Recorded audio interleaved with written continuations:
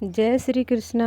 राधे राधे दोस्तों मेरे YouTube channel भक्ति भावना में आपका स्वागत है। दोस्तों, भगवान हमारे आसपास ही होते हैं। उन्हें ढूंढने की नहीं बल्कि पहचानने की ज़रूरत है। भगवान मंदिर में या किसी लकड़ी, पत्थर, धातु या मिट्टी की मूर्ति में नहीं मिलते। वे तो मिलते हैं विश्वास में। दोस्तों, जहाँ विश्वास है वहीं प्रभु का वास है।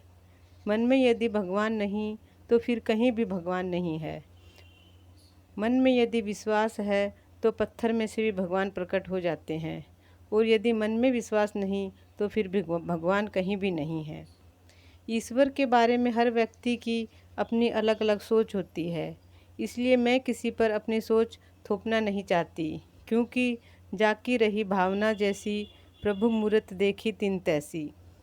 आप लोगों की क्या सोच है ये तो मैं नहीं जानती, मगर मैं हर प्राणी में ईश्वर का वास मानती हूँ। ईश्वर कहाँ किस रूप में मिल जाए कोई नहीं जानता। दोस्तों, भगवान हर जगह हर वक्त नहीं हो सकते, मगर फिर भी किसी न किसी रूप में आकर वे हमारा कार्य कर ही जाते हैं और हम जान भी नहीं पाते। दोस्तों, ईश्वर वो परम सर्वोच्च शक्ति है जिसके अस्तित्व के बारे में कुछ भी कहना सूरज को दीपक दिखाने के समान है। कभी कभी तो हम बड़ी ही विकट परिस्थितियों में घिर जाते हैं और हमारे अपने भी हमसे मुंह फेर लेते हैं। ऐसे में अचानक ही कोई अनजान व्यक्ति आकर आपका सहायक बन जाता है। आप क्या कहेंगे उसे? मैं तो ऐसा ही समझती हूँ कि ईश्वर ही उसके रूप में आकर हमारी सहायता करने आए हैं। और कभी कभी तो हम बड़ी बड़ी कठिनाइयों से इतनी आसानी से निकल जाते हैं, मानो कोई अदृश्य शक्ति हमारा साथ दे रही हो। इसी अदृश्य शक्ति का नाम ईश्वर है। दोस्तों, ईश्वर एक निराकार शक्ति है, मगर कब किस रूप में आकर हमारा कार्य कर जाते हैं ये हम स्वयं नहीं जान पाते। तो दोस्तों, चलिए हम अपनी आज की कहानी की ओर चलते हैं। दोस्तों, ये कहानी है एक ऐसी महिला की जो स्वयं को ईश्वर का एक अच्छा भक्त समझती थी। दोस्तों, मेरी बात पर गौर करना। भक्त समझना और भक्त होना दोनों बातों में बहुत फ़र्क होता है।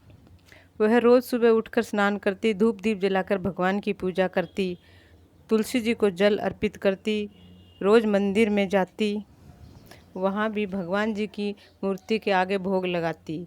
ये उसके रोज़ का नियम था। अपनी कुछ मनोकामना पूरी करनी होती तो वह 10-20 रुपए का या 100-50 रुपए का प्रसाद चढ़ाने की मन्नत भी मांग लेती थी। एक दिन वह भगवान के मंदिर में भोग लगाने के बाद बोली, भगवान जी, मैं रोज़ आपके मंदिर में आती हूँ, कभी आप भी मेरे घर में आइए। 3-4 दिनों से वह रोज़ भगवान के मंदिर में जाकर यही प्रार्थना करती कि भगवान जी, कभी आप भी मेरे घर आइए। एक दिन भगवान जी ने उस औरत को स्वप्न में दर्शन दिए और कहा कि कल मैं तुम्हारे घर आऊँगा। वह औरत खुशी से झूम उठी। अगले दिन वह प्रातःकाल जल्दी उठी और भगवान के स्वागत की तैयारी करने लगी। उसने घर को साफ सुथरा किया, फूलों से सजाया और अच्छे अच्छे पकवान बनाने लगी। सारी तैयारियां करने के बाद वह खुद भी सज संवर कर घर के दरवाजे पर खड़ी होकर भगवान जी के आने का इंतज़ार करने लगी। वह सोच रही थी कि भगवान जी आएंगे तो उसका घर धन धान्य से भर जाएगा। वह जो भी इच्छा मांगेगी भगवान उसे अवश्य पूरी करेंगे, और वह और भी न जाने क्या क्या सोचकर खुश होती रही। तभी उसे किसी के रोने की आवाज़ सुनाई दी। उसका ध्यान भंग हुआ तो उसने देखा कि एक मरियल सा कुत्ता, जो शायद कई दिनों से भूखा था, उसके दरवाजे पर खड़ा था और कातर निगाहों से उसे देख रहा था कि कुछ खाने को मिल जाएगा। खुजली होने के कारण उसके शरीर पर जगह जगह से बाल उड़े हुए थे। देखने में वह काफ़ी दयनीय लग रहा था। उस औरत को उससे बड़ी घृणा हुई और उसने एक पत्थर मारकर उसे भगाते हुए कहा, मनहूस, यहाँ आज क्यों रो रहा है? आज तो मेरे घर भगवान जी आने वाले हैं और तू अपशकुन कर रहा है। पत्थर कुत्ते को लगा तो वह प्यों प्यों करके वहाँ से भाग गया। उस औरत का मूड खराब हो गया था, इसलिए वह अंदर जाकर बैठ गई और कुछ देर बैठी रही। थोड़ी देर में उसे कुछ आवाज़ सुनाई दी तो वह जल्दी से दौड़कर बाहर आ गई। बाहर आकर देखा तो एक गरीब औरत एक छोटे बच्चे को गोद में लेकर कुछ मांग रही थी। उसकी गोद में लेटा बच्चा बहुत ही कमज़ोर और बीमार लग रहा था। वह दयनीय स्वर में बोली, सेठानी जी कुछ मदद कर दो, सुबह से बच्चा भूखा है और बीमार भी है, कुछ भोजन दे दो और कुछ पैसे भी दे दो इसके इलाज के लिए, भगवान आपका भला करेगा।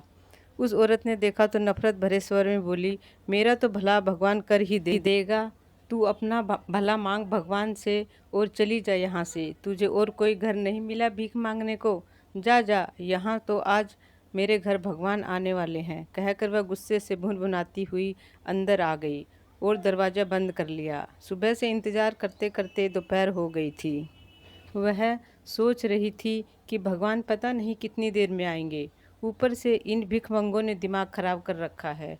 सोचते सोचते उसे नींद आ गई और जब उसकी आंख खुली तो शाम हो चली थी। वह हड़बड़ाकर उठी और दरवाज़ा खोलकर देखा कहीं भगवान जी आकर तो नहीं चले गए। दरवाजे पर कोई नहीं था। दरवाजे पर बैठकर वह फिर इंतज़ार करने लगी। सुबह से उसने कुछ भी नहीं खाया था, इसलिए सुस्ती सी भी आ रही थी उसे। फिर वह भगवान के ख्यालों में खो गई। किसी की आवाज़ सुनकर उसका ध्यान भंग हुआ।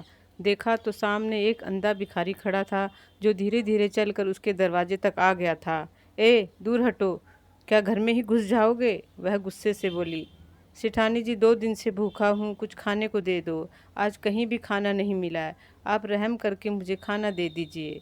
देखने में वह मुसलमान लग रहा था। वह औरत चिढ़ कर बोली, ए बुड्ढे, मेरा धर्म भ्रष्ट करेगा क्या? जा जा, किसी और के घर में जाकर खाना मांग। आज मेरे घर में भगवान जी आने वाले हैं और उसको भोग लगाए बिना मैं किसी को कुछ खाने को नहीं देने वाली।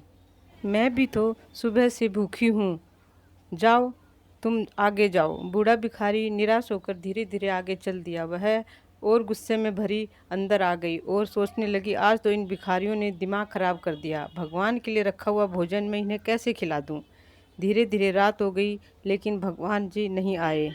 वह घर के मंदिर में भगवान के आगे जाकर बैठ गई और पकवान लेकर सोचने लगी कि भगवान जी पता नहीं रात में भी आ सकते हैं।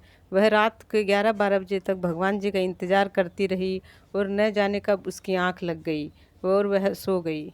स्वप्न में भगवान जी ने उसको दर्शन दिए तो वह नाराज़ होकर बोली, भगवान जी, आपने मुझसे झूठ बोला कि आप मेरे घर आएंगे। मैं सुबह से लेकर रात तक आपका इंतज़ार करती रही, आप क्यों नहीं आए? मुझसे कोई भूल हुई है क्या? मैं सुबह से भूखी प्यासी बैठी आपकी राह देख रही हूँ और आप आए ही नहीं। भगवान जी मुस्कुरा कर बोले, मैं सुबह से 3 बार तुम्हारे दरवाजे पर आ चुका हूँ, लेकिन तुमने हर बार मुझे दुत्कार कर भगा दिया। आप कब आए भगवान? मैंने तो आपको देखा ही नहीं। मैं तो दिन भर दरवाजे के पास ही बैठी थी। आप कब आकर चले गए? मैं कुछ देर सो गई थी, लगता है आप तभी आकर चले गए। मैं भी कितनी मूर्ख हूँ जो दरवाज़ा बंद करके सो गई। वह बड़ा अफसोस करते हुए बोली। भगवान ने कहा, मुझे आने के लिए किसी दरवाजे की ज़रूरत नहीं होती देवी। मैं तो मन के अंदर से ही प्रकट होता हूँ। मैं न तो मंदिर में मिलता हूँ न मूरत में, न व्रत उपवास से मिलता हूँ न मंत्र जाप से। मैं तो विश्वास में मिलता हूँ। तुम्हें क्या लगा कि तुम भूखी प्यासी रहोगी तो मैं तुम्हें दर्शन दे दूँगा? नहीं देवी, अगर तुम किसी भूखे को भोजन कराती तो शायद मैं दर्शन दे भी देता। तुमने ये पकवान मेरे लिए बनाए और मैं 3 बार तुम्हारे दरवाजे पर आया मगर भूखा ही चला गया। लेकिन आप कब आए भगवान? मैं आपको देख क्यों नहीं पाई? वह औरत बोली, मैं इन आँखों से नहीं दिखता, मैं दिखता हूँ मन की आँखों से। बस मुझे पहचानने की ज़रूरत है और तुम मुझे पहचान नहीं पाई। मैं सुबह एक लाचार और भूखे कुत्ते के रूप में तुम्हारे दरवाजे पर आया, मगर तुमने दया दिखाने के बजाय पत्थर मारकर भगा दिया। अगर उसे कुछ भोजन दे देती तो वह भी मुझे ही मिलता, मगर तुमने ऐसा नहीं किया। दोपहर को एक बेबस और असहाय भिखारिन के रूप में मैं तुम्हारे दरवाजे पर आया, जिसकी गोद में बीमार बच्चा था। उसने तुमसे याचना की, मगर तुम इतनी कठोर निकली कि दवाई के पैसे तो दूर, उस मासूम बच्चे को खाने के लिए भोजन भी नहीं दिया। जिसके हृदय में प्राणी मात्र के प्रति दया ही नहीं, वह मेरा भक्त कैसे हो सकता है? तीसरी बार मैं अंधे भिखारी के रूप में तुम्हारे दरवाजे पर आया, तब भी तुमने वही निर्दयतापूर्ण व्यवहार किया। धर्म भ्रष्ट करने का आरोप लगाकर उसे भगा दिया। मैंने किसी मनुष्य को धर्म में नहीं बांधा। ये धर्म और जात पात तो मनुष्य के द्वारा ही बनाए गए हैं। एक बात सुन लो, इंसानियत से बड़ा कोई धर्म नहीं होता। जिस मनुष्य के हृदय में दीन दुखियों के लिए दया का भाव होता है, वही मेरा सच्चा भक्त होता है।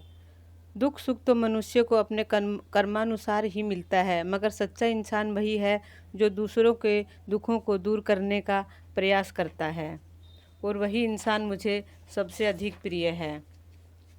दया ही एकमात्र वो भाव है जो मनुष्य को देवत्व की ओर ले जाता है। जिस मनुष्य के हृदय में दया नहीं, वह मनुष्य योनि में होते हुए भी पशु समान है, असुर समान है। तो दोस्तों, आज की वीडियो में बस इतना ही। कैसी लगी आपको मेरी आज की कहानी, कमेंट करके अवश्य बताएं। वीडियो पसंद आए हो तो प्लीज़ लाइक, कमेंट और शेयर अवश्य करें। अगले वीडियो में फिर आपके लिए एक शिक्षाप्रद कहानी लेकर प्रस्तुत होंगी। तब तक के लिए जय श्री कृष्णा, राधे राधे दोस्तों। आपका दिन शुभ हो।